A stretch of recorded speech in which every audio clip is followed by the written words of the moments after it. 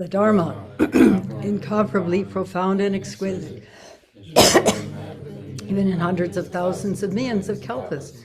We now can see it, hear it, accept it, and hold it. May we realize the true mind of the Tathagata.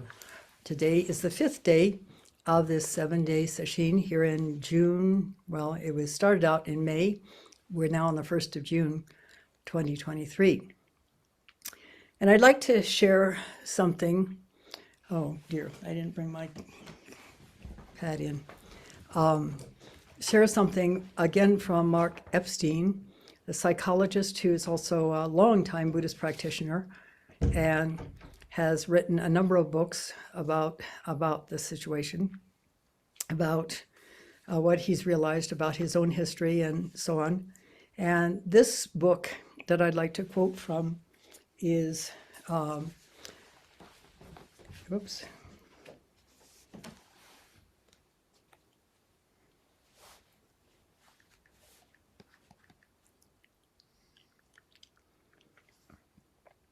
is Going on Being.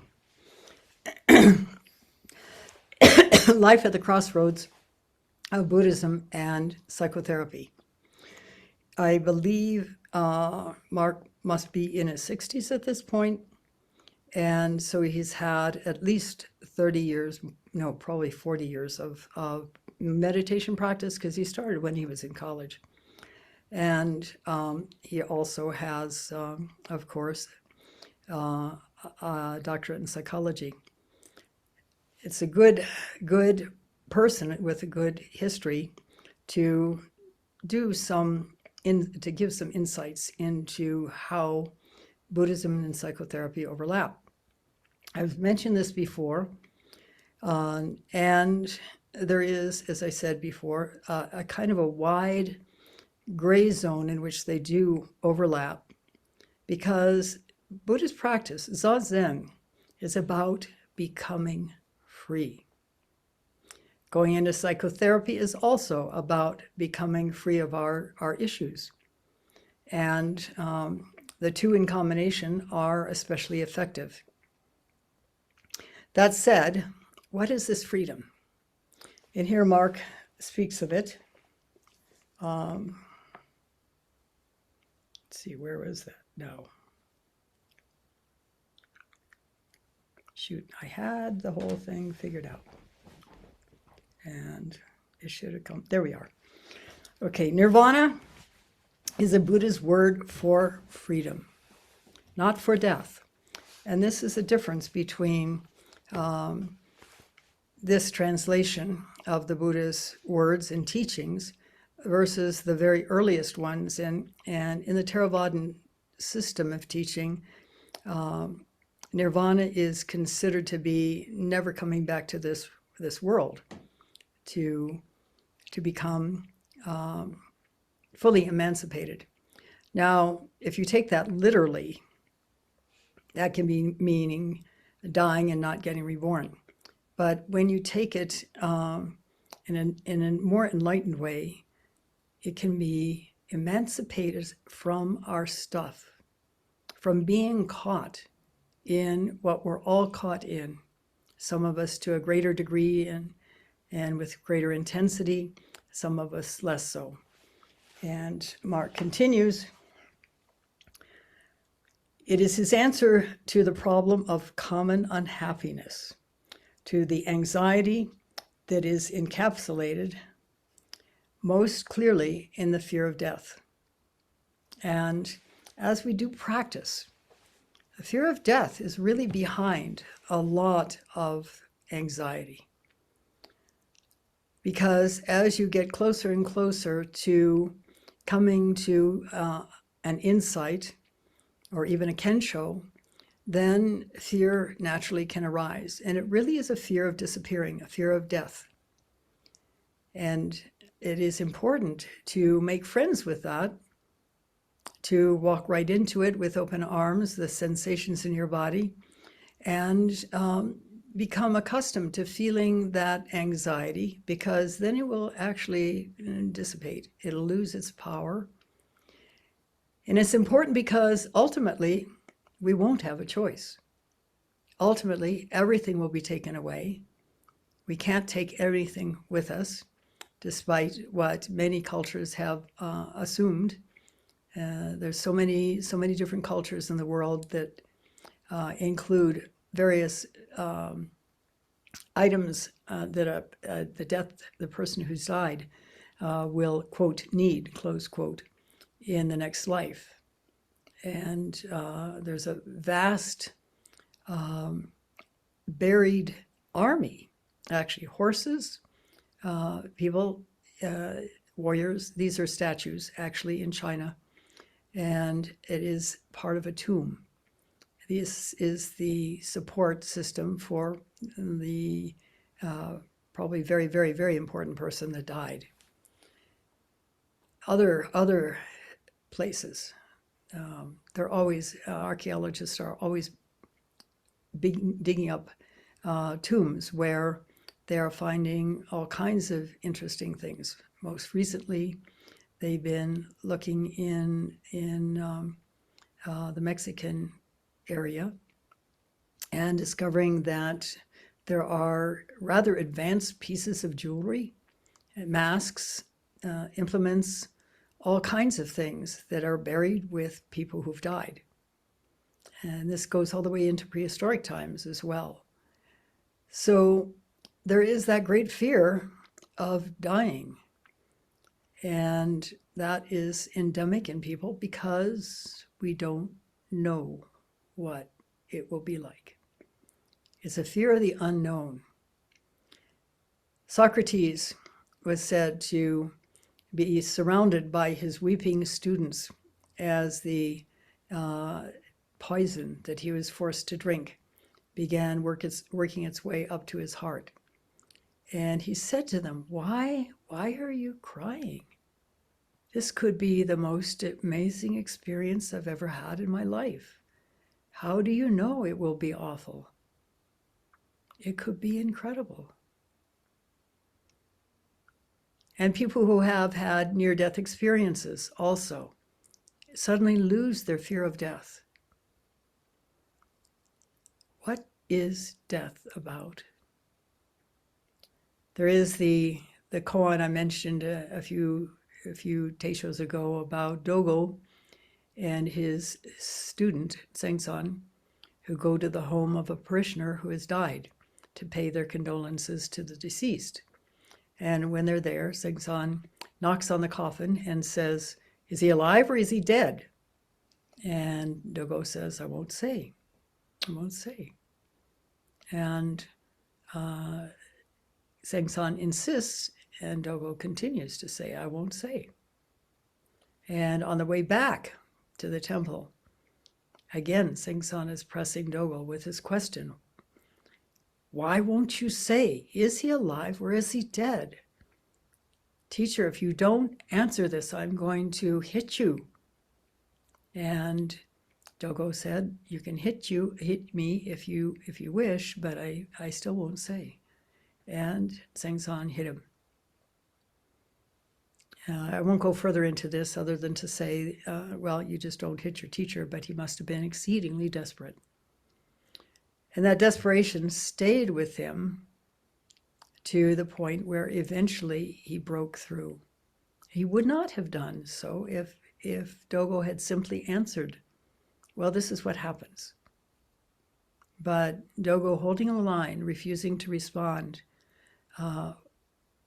allowed Sengsan to continue chewing more and more deeply on this question and coming to a profound insight into the answer all by himself. This is why teachers often don't answer questions that are something that could lead to a student's actually having a breakthrough all by themselves. So it's most clearly in the fear of death. Nirvana, as the late San Francisco Zen master Mitra-roshi put it, is the capacity to maintain one's composure in the face of ceaseless change. Ceaseless change. This is something that many people fear. Many people try to keep almost like a set of armor around them so they won't be hurt by whatever happens. There is a rather funny video that was done many, many years ago by a Canadian man who was out in the bush, which is what they call the deep forest, far away from civilization. He had a rifle in his hand. He had a knife in his boot. He had a big backpack on his back because he was going to be gone for a while. And he had this sense that something was watching him for about 3 days. And it was making him a little edgy. And at one point, the trail entered a clearing, and there was a bear. The bear looked at him. The Canadian man, in shock, fell over, propped up against his pack. He said, you know, how can you play dead when you're sort of half sitting up, propped up against your pack? In the shock of seeing the bear, his rifle went flying, his knife went flying, and there he was. And something happened. He suddenly opened his arms, just metaphorically, and simply received the experience. He stood up, completely unafraid at this point. The bear came up to him, bumped him in the chest with his nose, turned around and walked away.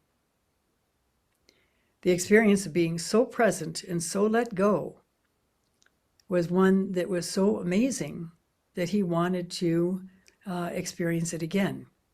And he connected it with the bear. So back home, he set about putting money into developing a bear-proof suit so that he could encounter a bear again, but be unharmed by the encounter. Of course, what he didn't realize was that that's not going to work because he's already armored, he's already protected, and so there's no risk in it. And it wouldn't bring him to a place where he was solidly receiving the experience and free of any need to react. So he spent years working on this bear-proof suit, and there's some very funny parts of the video.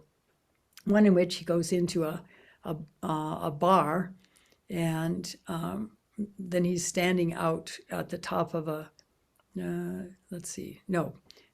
was a different one. And all the biker guys come out and start beating him up. He emerges completely unscathed. Another scene, he's on the edge of a long hill, and somebody throws a huge log at him, bumps him all the way down the hill. Again, he's unscathed. But he's still not satisfied. And eventually he comes to one that really seems like it's going to work, except for the fact that he couldn't walk in it. He couldn't even stand up in it. He kept falling over. But he thought, all right, we'll figure this out. And by then they had heard about a bear sighting out in the forest, and I guess it was on a ridge. And so he took 17 sharpshooters on horseback with him, and finally they sighted the bear. So with 3 of the sharpshooters accompanying him, I can't remember how he ended up in the suit. I think they had to sort of prop him up and carry him along. At any rate, so then they set him up to encounter the bear. The bear was sort of, probably 500 yards away. And he kept falling down. They picked him up. He kept falling down. They picked him up. He kept falling down. Finally, he just gave up. And the last scene is this incredibly expensive, incredibly built bear suit propped up against a tree as the snow began falling, and they were all gone. They just didn't bring it back. It had to be brought by helicopter. It was so heavy that it couldn't even be brought by horseback. So these kinds of things don't work. We cannot escape. It has to be the raw experience for it to happen. We have to take the risk. And in receiving, as I was saying the other day, we do take a risk. But by that time, presumably, we've realized that any idea of who I am and what I need to protect is an image. This body is going to go. What'll happen to the beingness? And we're not talking about a soul. The beingness that ran this body. What is going to happen with that? But more about dukkha. This fear of ceaseless change.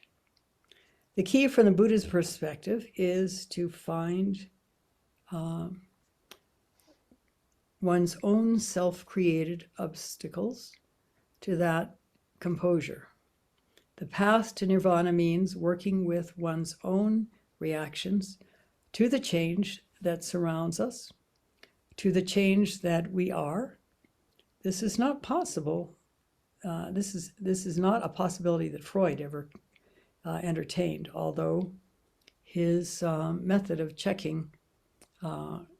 cracking the world of appearances has important similarities to the Buddha's approach. In the Buddha's view, the major obscurations to freedom are called kleshas.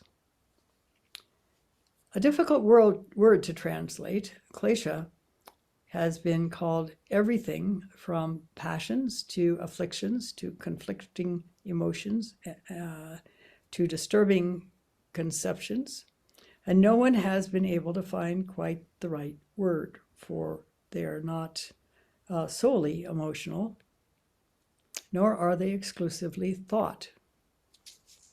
And no matter what it's called, we all know these experiences where we're caught in ideas about what we have to do, what we think we need, what we want, what somebody else is doing to us that is positive or negative. There's all kinds of stuff there. And at a certain level, our interaction with these things makes sense. But as we begin to see through where we're caught, and we're caught in a self-image based on conditioning. And yesterday I spoke a great deal about conditioning, how it develops, and this is what results in our building a self-image of ourselves that need to be supported, need to be admired, need to be respected, or in some other cases, there's the negative too, where we are sure that we're awful people and we're trying to keep it buried inside. And so interactions are painful or difficult or angering because we project our ideas about what's going on. As we gradually begin to see through these caught places, we find more and more freedom to simply receive. And if we take it far enough, we will become truly free, truly emancipated from whatever things might be going on. There are so many stories, one of which is about the master in China, I don't remember when it was, several centuries ago, whose fame, because he was such an amazing teacher, came to the attention of the emperor. And the emperor decided he wanted the guy to come and teach his court. The master refused the invitation, which enraged the emperor, and so the emperor sent back a message saying, come or it's your life. And the master knew that the monks that were training with him were serious about becoming free. They were serious about letting go their issues. They were serious about deepening. And yet, if he were to go and teach in the court, he would be with a lot of people who had no interest whatsoever except in appearances. And so he would be denying his understanding and his ability to teach to people who really were going to respond to it. So again, he said no. And the emperor said, okay, then you are condemned to death. And the way they killed people back then and even into the early 1900s was a sword cut through the neck and severing the head. So he asked for a week reprieve in which he would stop and write down all of what he understood about teaching and about practice. And then he did that, and then he presented himself to be executed. Why didn't he go and hide? Back then, there was no internet. Back then, there was no Wi-Fi. Back then, there was not much in the way of tracking, except somebody just going down looking at footprints. He could have hid away. China's a great big country. People, no doubt, would have helped him disappear. But he did honor the condemnation and went to be executed. And it is said that he composed a poem just before he was executed. And it was something like, the sword cutting through my neck is nothing but the spring wind. And he was executed. It's probably hagiography, but it was said that rather than blood, milk came out of his veins and arteries. Who knows? But the extent that he had no fear of dying was something that each one of us can experience. Nirvana means to be free, right in the midst of this insane world. And right now there's so much going on with mass shootings left and right in places where people ordinarily would feel safe, like at holiday parades or the grocery store or a school, especially young children being killed in school, at the divisive politics, at the corruption, the COVID pandemic, which cost hundreds of thousands of lives, and for many, lingering illness. The Washington Post today had I think it was the Washington Post or the New York Times, had a 3D sort of moving video of what a damaged lung looks like months or even years after having COVID. There wasn't much left of the lung. So there's a lot for people to be afraid of these days if they want to be afraid.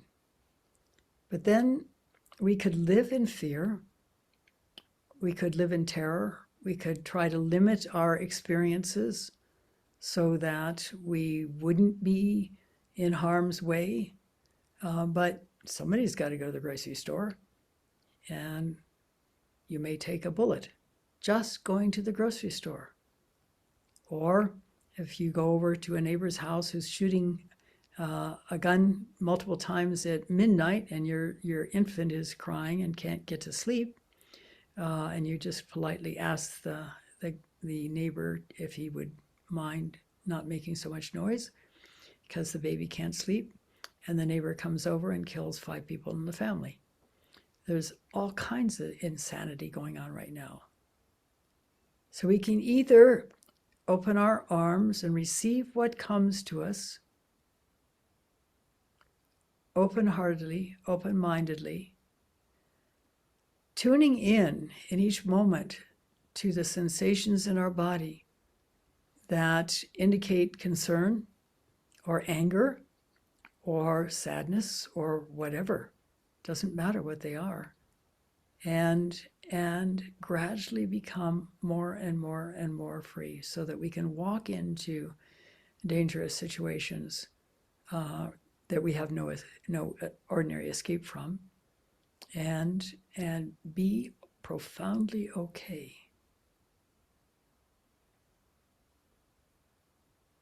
It's difficult to contemplate, but there are plenty of examples of people completely forgetting themselves and doing amazing things, like running into burning buildings and rescuing kids. Or in one case, there was a kid that fell, a toddler that fell over a balcony in an indoor mall.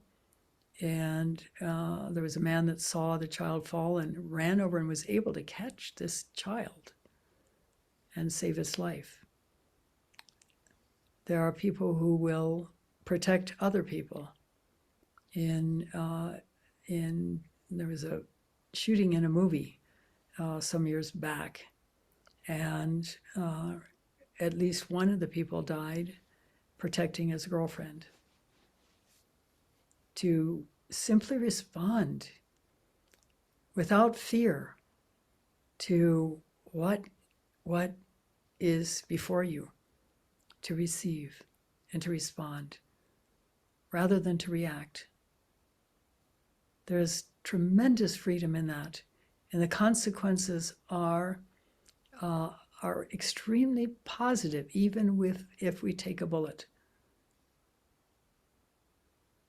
It's hard to comprehend, I know, but it is something that many, many people over many, many centuries have experienced, and in this lifetime as well. So the key is Zazen. The key is the felt sense, feeling the energy in your body, extending the out breath and allowing yourself to open to deeper and deeper and deeper ways of experiencing. We in the West in particular, with the exception of most Native American peoples, are used to perceiving the world through our thoughts and reacting to the world through our thoughts. And unfortunately, thoughts are driven by that conditioning. The way to become free of that conditioning is to tune in to the felt sense in our bodies. And if you have any questions about the felt sense, then I'd suggest strongly that you read this excellent book by Eugene Gendlin, who first came up with that term, felt sense. The book is called Focusing. It's very inexpensive because it's quite old. It's a small paperback. I think it's like $7.95 or something. And really work with it, because it makes a difference. It will make a difference just simply in your own inner life. You won't find yourself as caught as much. And each time you go into the felt sense, it works to release more caught places. So Nirvana is not something that requires dying to get there, except dying to who you assume you are and opening to your real beingness in this vast and amazing universe. Our true self, our face before our parents were born, the sound of one hand, Mu.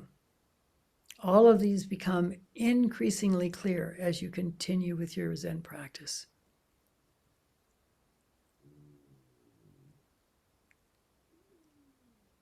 I pray that all of you will take this to heart and work on it sincerely and deeply with a great commitment, and come eventually to full awakening, to true nirvana, because you can. Thank you for listening. We'll stop now and recite the 4 vows.